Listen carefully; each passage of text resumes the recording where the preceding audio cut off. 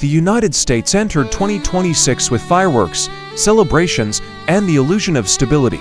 Television anchors smiled through broadcasts of parades and New Year speeches. Politicians promised a better tomorrow. Yet, behind closed doors, millions of Americans carried the weight of unease. The cost of living had become unbearable. Housing prices had climbed to historic highs, groceries were eating away at paychecks, and energy bills arrived like blows to the stomach. For the middle class, the so-called American dream was no longer a dream at all. It was a cruel reminder of what used to be possible. At first, it was subtle. A paycheck arriving late, a rent increase that made no sense, a bank refusing a loan, even to those with good credit. But piece by piece, the puzzle came together. The country was standing on thin ice, and the cracks were spreading. By February, reports flooded in. Government agencies were quietly preparing mass layoffs, citing budget pressure. Social programs faced cuts. Households already living paycheck to paycheck began to collapse into debt. Young families who once hoped to buy a home now struggled just to pay rent. The illusion broke on an unusually cold March morning, when every major news outlet interrupted programming with the same headline: America at the edge. Financial crisis deepens. It wasn't a single disaster. It was 1,000 small ones, woven together into a storm.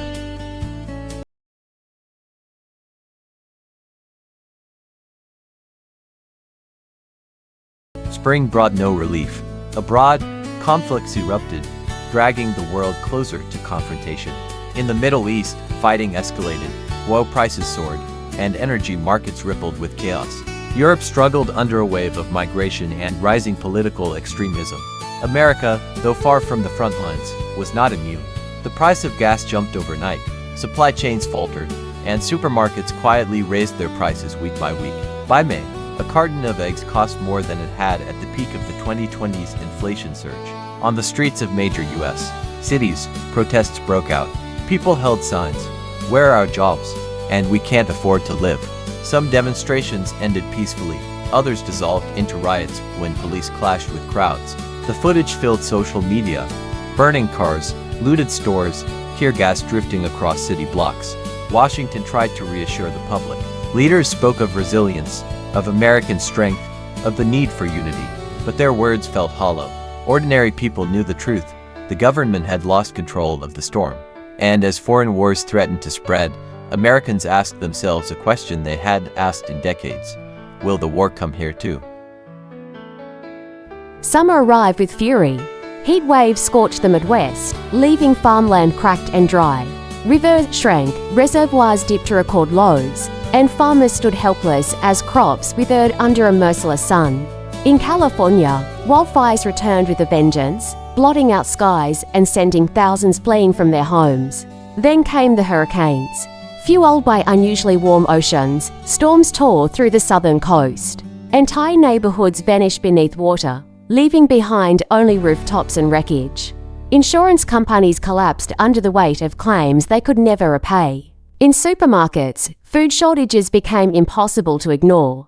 A gallon of milk cost double what it had a year before. Fresh produce was scarce, meat became a luxury. Families skipped meals, parents gave their portions to children, and food banks overflowed with desperate faces. And still, nature did not relent. Earthquakes rattled the west coast, heavy rains drowned the northeast. It seemed as if the land itself was rejecting the people who lived upon it. Americans, once confident that technology and wealth could shield them from disaster, began to whisper, maybe this is only the beginning. By autumn, the crisis reached a breaking point. The lights went out, sometimes 4 hours, sometimes 4 days. Power grids buckled under extreme weather and lack of maintenance. Internet outages spread. Banks restricted withdrawals. Long lines formed at gas stations, echoing the shortages of decades past. Trust in government evaporated. Conspiracy theories flourished. Some claimed leaders were hiding the truth about the economy. Others insisted the disasters were man-made, orchestrated by shadow powers. Whatever the theory, one truth remained: Americans no longer trusted those in charge. In wealthy suburbs, people hoarded supplies, installing generators and fencing their homes. In poor neighborhoods, looting became a way to survive. Police forces, stretched thin, abandoned entire districts. Local militias and gangs filled the void, declaring themselves protectors or rulers. Migration accelerated. Families left expensive coastal cities, flooding into smaller towns and rural states. But safety was an illusion. The problems followed them. Even abroad, whispers grew louder. Americans, once the immigrants, now spoke of leaving. Canada, Europe, even Mexico became destinations of escape. The United States was unraveling, not with one great explosion, but with a slow tearing sound, the fabric of order ripped apart thread by thread. December 2026. Snow blanketed the ruins of hope. In New York, skyscrapers still stood tall, but many floors were dark, lifeless. In Los Angeles, entire neighborhoods lay abandoned, smoke curling from burned-out shells of homes. Across the Midwest, towns shrank into silence as residents packed up and left. In a small radio station in Chicago, a journalist sat alone. His name was Alex, and he had been reporting for 20 years. Now he broadcast to a country that might no longer be listening. "Good evening, America," his voice echoed into the static. "If you can hear this, you are not alone." He spoke of the layoffs, the hunger, the storms, the riots. He spoke of families torn apart, of children growing up in shelters, of neighbors turning against neighbors. He spoke of promises broken and futures stolen. "This is the news that will shake the world," Alex said. "Not because of one disaster, but because of all of them. We have reached the moment we thought would never come. And if we survive it, we must decide what kind of country we will be when the sun rises again." The signal faltered. Outside, the wind howled across the frozen city. Alex closed his notebook, leaned back, and listened to the static. He did not know if anyone had heard his words. But for a moment, in the silence after his last broadcast, it felt as if the world itself was holding its breath. The year is 2026, and America is facing a new kind of crisis. Not one born from foreign wars or Wall Street crashes, but from something far closer to home, the invisible veins of the nation, the power grid. Electricity has always been the lifeblood of the United States. From the flickering street lamps of New York City to the buzzing neon signs of Las Vegas, from factories in the Midwest to server farms in Texas, the grid has been expected to provide, without question, every second of every day. But in 2026, demand has soared beyond anything the system was designed to carry. Homes consume more power than ever before. Every household is filled with smart devices, constantly connected, constantly drawing energy. Data centers, multiplying like steel fortresses across the plains, feed the unrelenting appetite of artificial intelligence and cryptocurrency mining. Electric vehicles, once hailed as the salvation of the environment, now line up by the millions at charging stations, draining the grid in great gulps of energy. And yet, much of America's infrastructure is old, fragile, and neglected. Substations built decades ago groan under the pressure. Transmission lines, strung across vast stretches of land, sag with the burden. Engineers have been warning for years that without investment, the grid would buckle. Now, in 2026, their warnings have become reality. The first blackouts arrive in the South. In July, as temperatures climb past 100 degrees, millions of people lose air conditioning. Families sleep on porches, children cry in the stifling heat, hospitals scramble to keep life-saving equipment running on backup generators. Social media fills with desperate videos, elderly residents gasping for air in sweltering apartments, mothers fanning infants with cardboard, long lines outside cooling centers where the power is still on. In the West, wildfires ignite and spread, fueled not only by drought and wind, but by the spark of overloaded electrical lines. Entire neighborhoods are evacuated under skies the color of blood and ash. The very wires meant to bring light now deliver destruction. And in the north, winter storms lash the country with ice. Trees snap and fall across power lines, plunging towns into darkness. Cars sit frozen on highways, their drivers trapped without heat.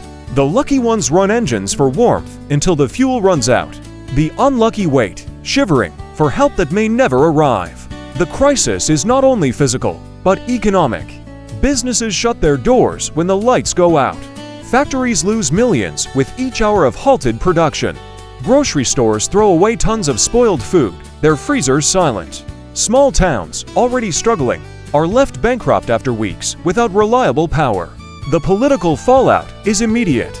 Governors point fingers at Washington.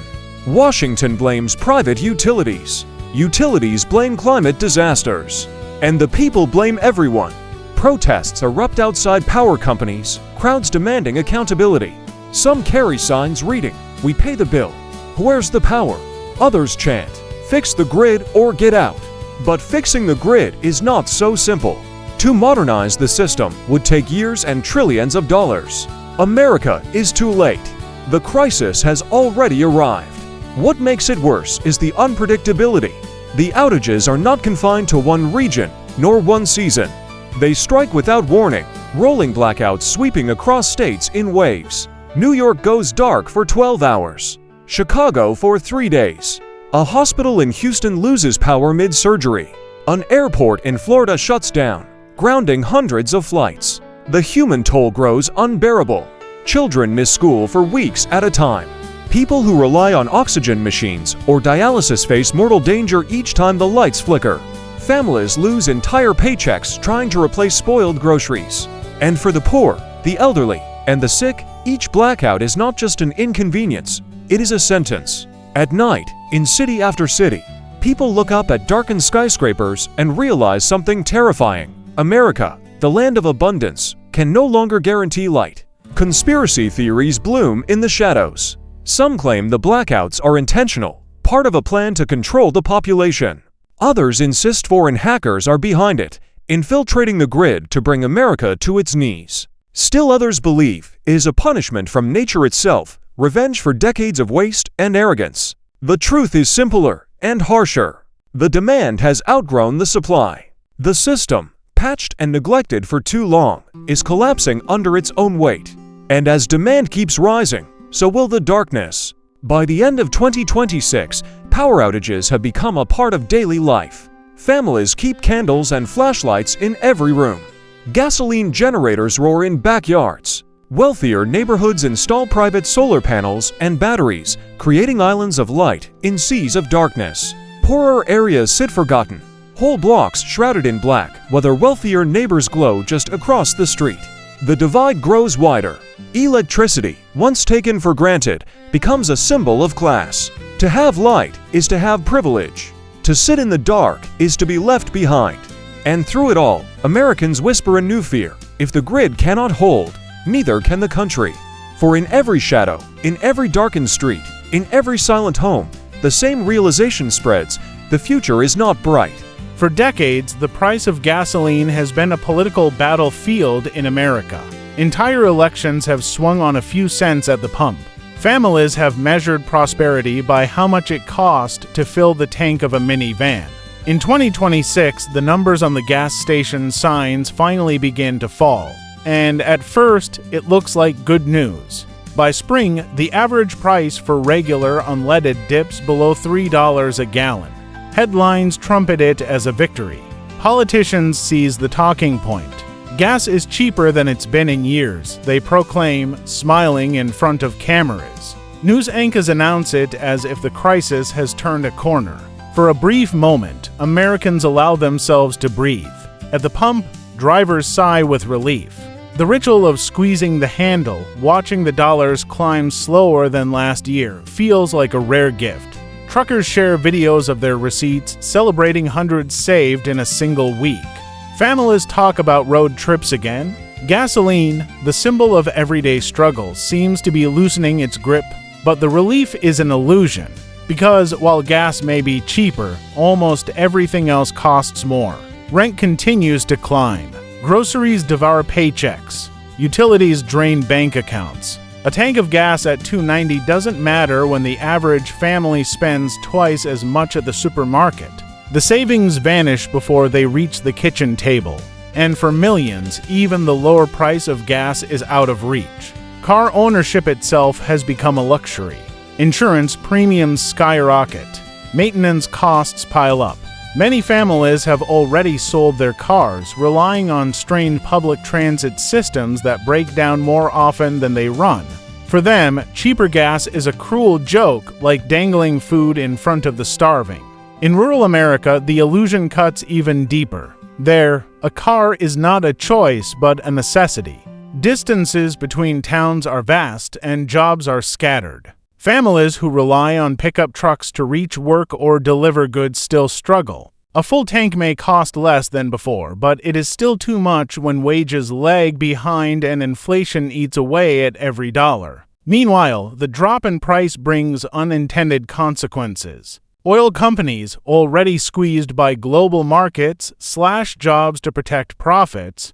Small towns in Texas, North Dakota, and Alaska, towns built on drilling, watch as rigs shut down and workers are laid off. Cheap gas for the nation means empty wallets for the communities that pump it from the earth. On Wall Street, analysts warn that the decline in gas prices is not a sign of stability but of weakness. Demand is shrinking not because Americans are thriving, but because they are cutting back.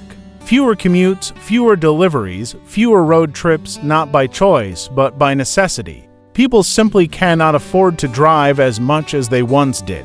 The illusion cracks further in the cities. Rideshare drivers, once able to profit from cheap fuel, now face dwindling demand as customers tighten their budgets. Public transit systems, dependent on fuel for buses and maintenance, see funding collapse as tax revenues fall. Strikes erupt as drivers and conductors demand wages that keep pace with inflation.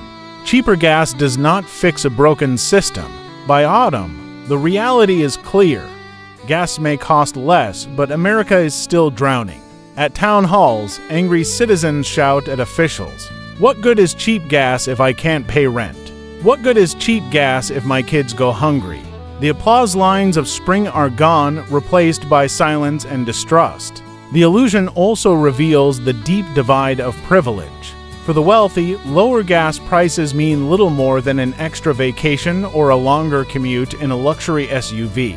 For the poor, it is meaningless. They no longer own cars, no longer travel beyond their neighborhoods. Their worlds shrink, even as politicians crow about national progress. And as winter closes in, storms remind everyone that gas is only one thread in a fraying net. Heating oil prices surge. Natural gas bills triple in some regions. Families trade one form of fuel for another, never escaping the trap. Energy, in every form, has become the new measure of survival. The year ends with another cruel irony. As Americans line up at gas stations, pumping fuel at prices not seen in years, they do so under the shadow of darkened streetlights and silent traffic signals, casualties of the collapsing power grid. Cars can move, but cities cannot. The wheels spin, but the lights do not shine.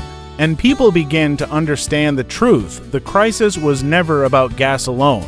The crisis is about the system itself. A system where one victory hides 1,000 defeats, where one drop in price masks 100 rises elsewhere. The illusion of relief fades, leaving only the stark reality that cheap gas cannot buy back a broken future.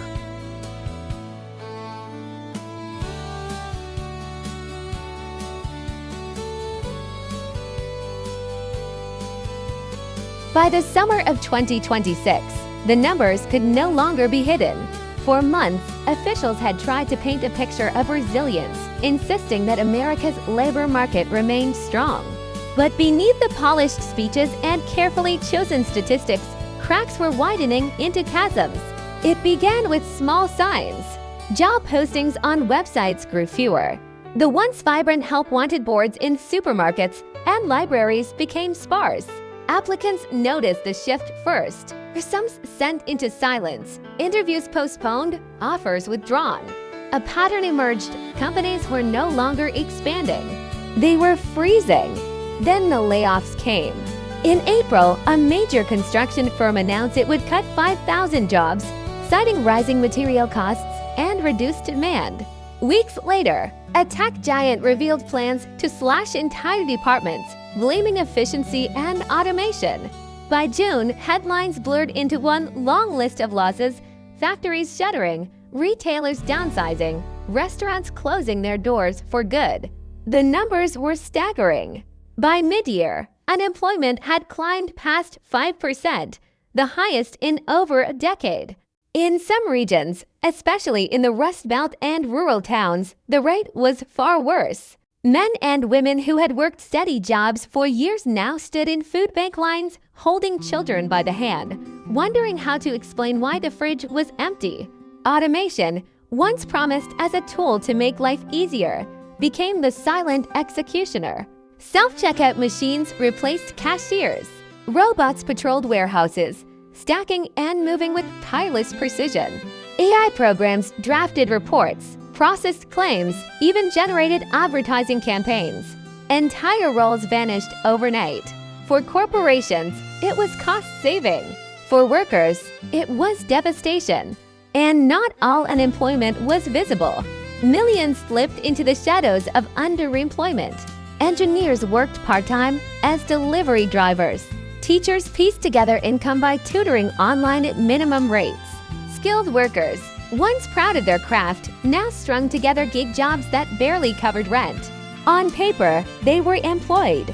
In reality, they were drowning. The emotional toll was immense.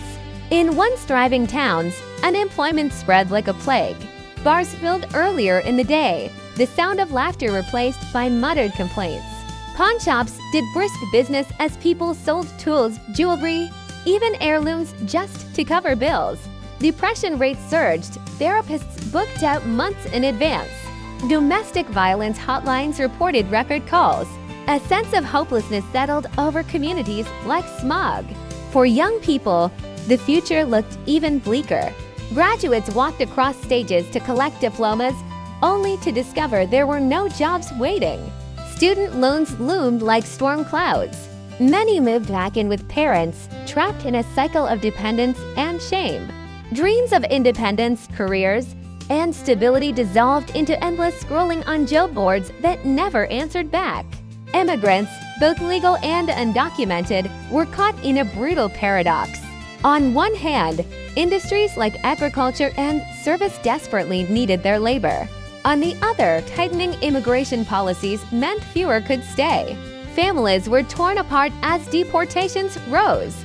At the same time, citizens accused immigrants of stealing jobs, though the real culprit was an economy that no longer produced enough work for anyone. The government scrambled to respond.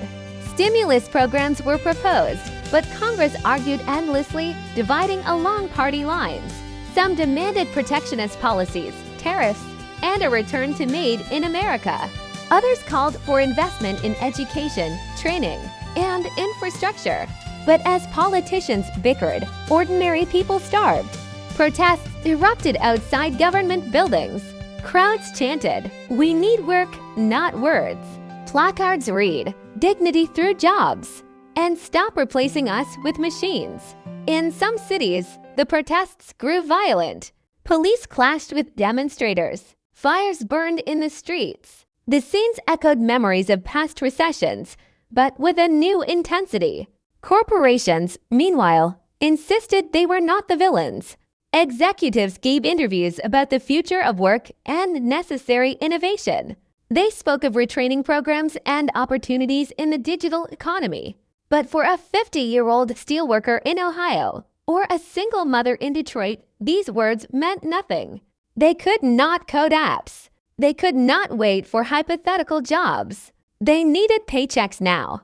In the suburbs, families tried to hold on. Couples whispered late at night about mortgages, tuition, and credit cards. Some decided to leave the country altogether, searching for stability abroad. Canada, Europe, and even South America saw a trickle of American migrants, a reversal of history. The media, too, fractured.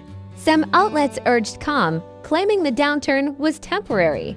Others warned of collapse, using words like depression and breakdown. Social media amplified the despair, videos of empty factories and eviction notices going viral, hashtags like NotFuture and Where Are We Thebobs trending weekly. By autumn, it was clear. The labor market was not in a slump. It was in transformation. The old jobs were not coming back. New jobs in fields like AI and green energy existed but required skills most workers did not have. A gulf opened between the educated elite and the struggling majority. For the first time in modern history, millions of Americans felt locked out of the future.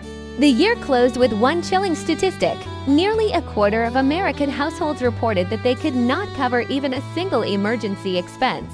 The safety net had frayed. For many, the fall had already begun. The story of America in 2026 was no longer one of opportunity, but of survival. And as the unemployed gathered in parks, shelters, and food banks, they shared the same haunting question: if work is gone, what is left for us?